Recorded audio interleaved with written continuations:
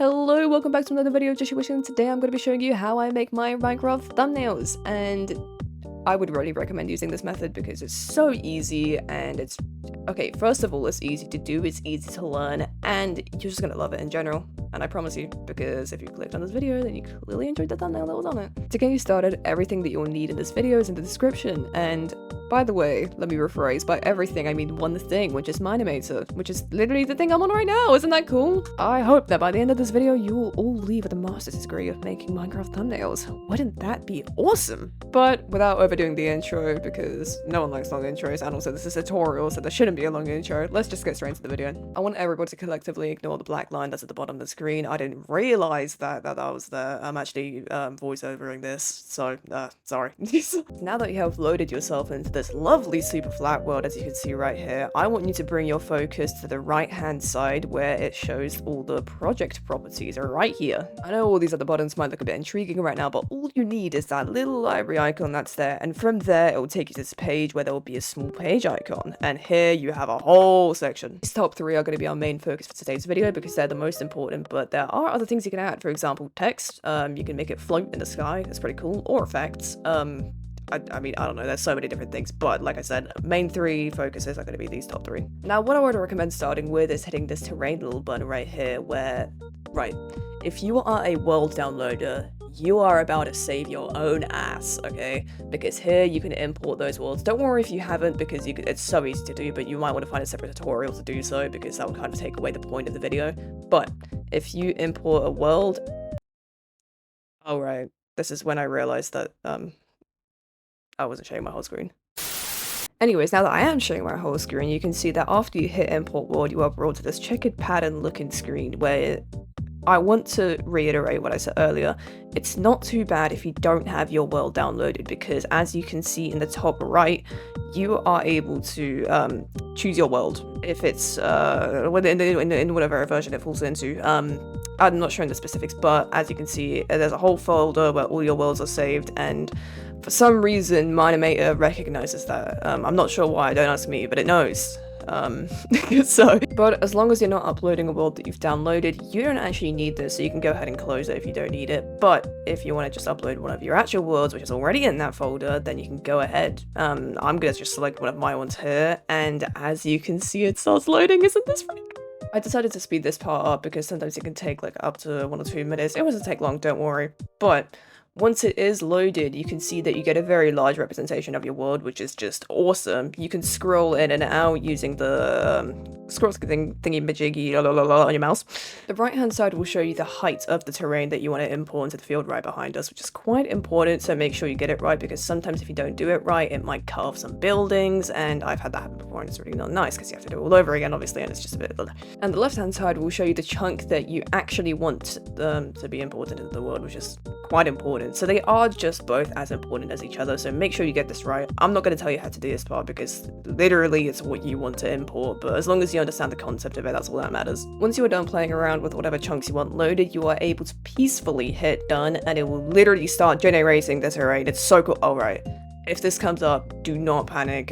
This whole application is an animator app, so it's gonna ask you if you want any blocks generated, but you don't need that because this is a thumbnail. You're not gonna need that, so hit no, because it's probably just gonna lag a bunch of stuff and it will be really unnecessary. And now that you are here, you are able to see you literally have a PNG of your chunk. Isn't that cool? Anyways, moving on, if you hit create, it will literally all spawn in. If you've made it this far into the video, then I want to let you know that you've successfully made it past the most annoying part by far, in my opinion, so well done. Now that you're able to fly around this like terrain that you've imported into the endless field, right, you're able to find a good picture of the chunk that you probably want to take a thumbnail in, right, because this is going to be the background, so choose it wisely. Before we go through anything, just make sure if you go back to the library, you have that little piece of ground unselected that you imported, because sometimes it might get a little bit annoying in the process, but as long as you've got it unselected, then it's fine. Don't worry, it doesn't like destroy anything or anything like that, but like when it's selected and you're doing something, it's like selected, so it just gets in the way and it's just like, oh. But now that we're beyond this point, you're gonna go back to the library and go back to that same page icon that we did in the beginning, where you can here import a character, which is the first one in the first row. Now you'll probably notice that your character's a Steve, but don't worry, because you are able to either import your own skin if you have it on your PC or whatever skin you want, or right below that there is a button that says download from Minecraft user, which if you do go ahead and press that button, you will see you'll be blessed with a tab where you can enter any username you want and get the skin from it. Here, as you can see, I'm literally just entering my own username for the sake of the video, but as you can also see, it blesses you with the skin right afterwards. Now that you've got the skin, you can hit create and it will literally import the skin into the world, which is even more awesome than everything we've done in this video so far. But what you are going to want to do, because it will bring you to a settings for the whole character if you select it, and you can change the scale of it, which is actually quite important because sometimes it might not be to scale, it might be too big, sometimes it might be too small, I don't know, it depends what you're going for. Something that's worth mentioning though is the way the scale works is 0 is it's completely not there and 1 is what it spawns in with. I usually go with 0.8 because that matches up with the blocks, but whatever you're going for, that might vary. Now, as you can see, I have deselected my character, but if you do select it again, you'll be brought with these lovely circles, which we are actually going to come back to in a minute, because there's one thing that I want to show you first before we get to that. If you deselect your character once more, you can bring yourself down to the bottom of the screen where there is a timeline, and from there, you can choose your character, select it, and it will bring you back to be able to move it again. It will probably be called Steve or Alex, depending on which one you chose. You probably haven't renamed it by this point, but I'll show you in a minute how to rename that. But first of all, you can have your little play around with this and rotate it, do whatever you want with it to get it in the position that you want it to be in.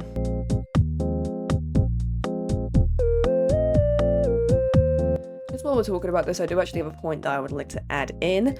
First of all, if the timeline ever gets a little bit annoying, just know you can move it up and down as much as you want, so if it's out of the way, then, you know, you can do that. But it's also worth putting all the little bits underneath your character away, just because it can get a little bit complicated. But if you want to know how to rename your character, especially if you're doing quite a lot of them, it might get a little bit complicated. Go back to the project properties and select your character on the right hand side, and here you'll see you're able to name it whatever you want. It is really that easy. There's no like crazy law to it. I just named it myself obviously for the sake of the video, but I spent a little bit more time playing around with the position of my character, but after I was done and got the position that I wanted, I had deselected it and manually clicked it again, and this is the part that I said I would come back to. This allows you to get more specific, so once you've got the position of your character, this allows you to like rotate it around, maybe like make your torso go a little bit down, and not anything like crazy specific, but gives you like a little like brief envelope, right? So you can go ahead and play around with that. I think, yeah, sorry, I am voicing this over, so I'm trying to remember exactly what I was doing here. I spent some time playing around with that, but afterwards, I will show you probably the funnest part, in my opinion. Once you're done kind of playing around with that, there's a chance you actually did this by accident at some point, but now you're doing it for real, right? If you click on specific parts of your character, you are able to literally rotate to anything you want. You can do anything you want with it, whatever your heart desires, and this is the kind of play around part that I'm going to speed up, because it does just take a while, and I'm not going to tell you how to do this part either, because it's just what you want to do, right?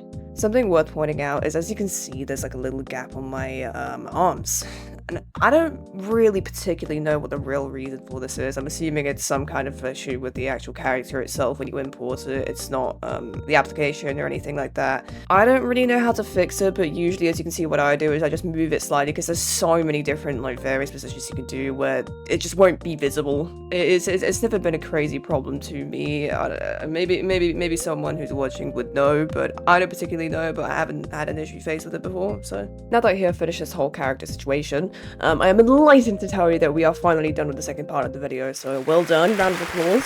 And now we are going to be moving to a whole different section, so you are able to now close down the library completely. Like, this area is off bounds now. Moving on from the library, you are now able to go to the background section, which is a whole different area, which is actually a lot easier and doesn't take as long. But as you can see here, I am playing around at the time of day, and this is going to help because it will really help capture that shading that maybe you wouldn't have been able to see before. This part isn't necessarily mandatory, through, so you can skip past it if you want, but I would recommend doing it because I think you'll be a lot happier with the results afterwards, especially after you render the image, which I'm going to get to that in a minute, so don't worry, I'm going to show you how to do that. Now, if you don't want your characters to hold any objects, then you can skip past this part. I'll put a timestamp on the screen right now to where to skip to, but if you do want your character to hold objects, make your way back to the library and hit that page icon once more where you'll be brought up to all of these little, oh my god, hit the sword icon and you get presented with all of these different things, right, which is awesome. I selected the stone sword and you move it around in the exact same way as you moved your car around.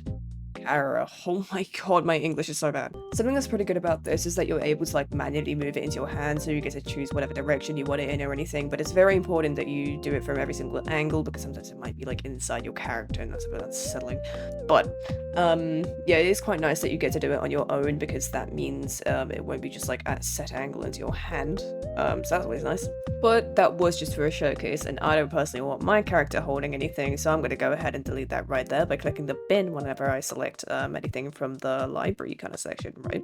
But now that you have kind of done this, that is the main part completely out of the way, right? You got your whole setup, you can go back into settings, change whatever you want, really. But from this point, I've kind of removed everything out of the way, so I have a clear shot of what I want to do, and this is kind of where you got to position what you want to be shown on the screen. So make sure you get a good position, zoom in and out, move around, whatever, and then you're going to move yourself up to the top of the screen where that little image icon is, right? And that is the icon that will let you render the image. Now, as you can see here, there are a lot of different options when it comes to resolution. I typically choose the highest one just because it gives the best results, but this can also vary depending on your PC graphics, taking all that into the account as well, right? But yeah, like I said, I usually choose the highest one, and if you hit save after that, this will automatically save into your downloads, and I'm about to show you what it looks like when you pull it up. This image will save as a PNG and it will be just simply the download photo, as I said, and when you open it, it will open it in the photos, and look at it, it's such a beauty. As you can see, a lot of the lighting counted into it when you were doing the background settings. There's a lot of shadows that are more apparent, and from here, I would recommend cropping it, obviously, so it suits a thumbnail size for YouTube. But once you've done that, you are pretty much done. All you need to do is obviously save this, and then you've got it as a thumbnail. And isn't this? I really hope you guys found this tutorial useful, because I previously did a tutorial on how to make my Roblox thumbnails, but I figured this was kind of left out in the sense of like, ugh. And also, I found this method out quite recently. The only issue is it only works with worlds that you have downloaded, right? So if you wanted, I don't know, to make like a thumbnail for like Bed Wars, or like for us, like we can't really use this for Bed Wars because we can't download the world, right? So that becomes a bit of an issue.